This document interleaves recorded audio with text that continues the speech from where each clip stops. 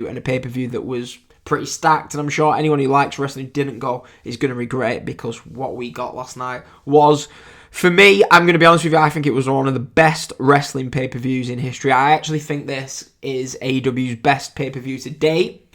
I know a lot of people are going to be like, well, All Out 2021, that's the one that people go to, innit? All Out 2021 is the basically the thing that people go to, because at that point there was a lot of excitement, weren't there?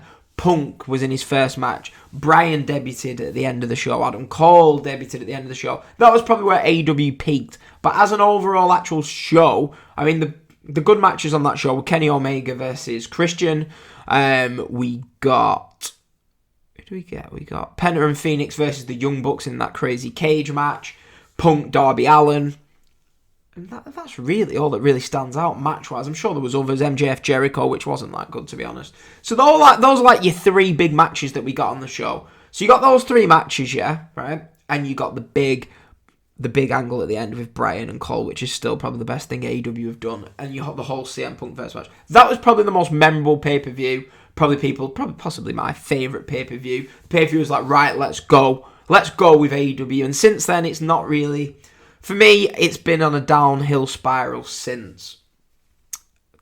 People might disagree with that, but I think it actually has. We got a good 6 months or so, but as soon as Punk got injured and all the stuff, around the third time of the first Forbidden Door and Punk having his injury, it all sort of went a little bit downhill. I don't think AEW's had... This is probably... 2023 has been AEW's worst year. As I alluded to at the start of the show, I was at All In, and it wasn't that good. It honestly wasn't that good. There was stuff on the show that I liked. Obviously, you're going to get that for a show branded as your biggest show ever. But since that, there has been an uphill improvement with AEW. I wouldn't say the weekly TV's been anything amazing. It's just been decent. It's been good. We've been getting a couple of good segments a show. But I thought All Out was fucking brilliant. Do you know what I mean? The card on paper wasn't anything to get excited about, but it really delivered. However, this pay-per-view, I think the card was something to get excited about, which I did. And I didn't stay up for All Out, but I stayed up last night till 6 in the morning for Wrestle Dream. And it really, really delivered. Fantastic pay-per-view. I mean, the top matches on the show. So I've gone those three matches. We all saying, aren't we, that All Out 2021 was AEW's best pay-per-view. So we got CM Punk, Darby Allin, yeah, Omega Christian, and the cage match, okay? On this show, yeah, I'm going to go at you on this show. We'll talk about the MJF opener, which I didn't really like, in a little while. But we got Hangman versus Swerve Strickland. For me, that was better than anything on the All Out show. Absolutely incredible match, incredible atmosphere. It was just, for me, it was one of my matches of the year. Absolutely fantastic match. We got the main event, Darby Allin Christian, which was brilliant. Do you know what I mean? It was crazy. We got the big angle at the end. So yeah, that was great.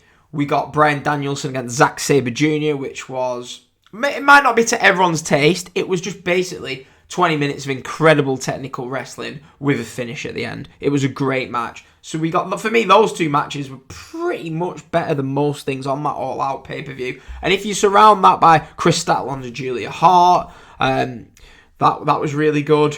We got the 6-man tag team match, which we're going to get into in a little while. That was very good. FTR Aussie Open, that was very good. I've got loads of matches around the 3.75 star mark. Oh, top to bottom, wrestling-wise, this is without doubt AEW's best pay-per-view. For me, as I say, All In is like the people's favourite. I think Forbidden Door from this year, that was possibly rivaling this. I think Revolution from 2022 possibly rivaling this. That was a great show with Punk MJF, Cole, Hangman Page main event. There was great matches on that show. But for me, I wouldn't say... Now, at the start of the year, we had... What was the show at the start of the year? Revolution, where we had the classic Danielson MJF match, and we had Moxley against Hangman Page. Yeah?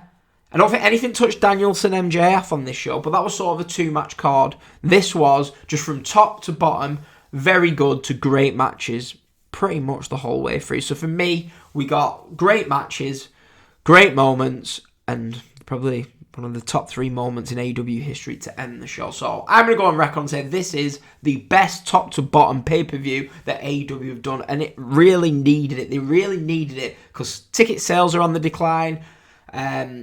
The attendances, like I said, which is ticket sales, the attendances are dropping like for this show. It's dropping, but hopefully this pay-per-view can somewhat reignite AEW. I think they have been better the last 6 weeks. Hopefully they can kickstart now as we start the road to Full Gear, which I'm quite excited for after everything on this show. So the pre-show, there was nothing really on the pre-show that you really need to listen about.